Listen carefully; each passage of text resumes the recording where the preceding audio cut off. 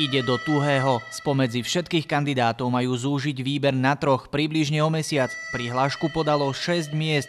Švédsky Štokholm však vycúval. Vraj by to bola zbytočná investícia. V referende strelili facku olympiáde aj obyvatelia Krakova. Kandidatúru predbežne pozastavila aj Lvov pred nepokoj na Ukrajine.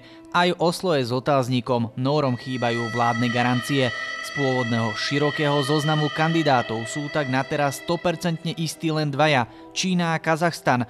Zdá sa, že športový svet sa naozaj mení. Vraj k tomu prispeli aj gigantické hry v Soči za 50 miliard dolárov. Tam bolo treba stavať všetko, teda 100% a na zelenej lúke. A obrovské náklady jednoducho odstrašili obyvateľov kandidátskych miest. Keď bola poľsko-slovenská kandidatúra ešte v hre, premiér Fico odmietal, že olympiáda rovná sa ekonomická samovražda. Všetci to dnes zmerajú cez krízu. A to teraz sa máme skryť pod stôl a tváriť sa, že nič neexistuje?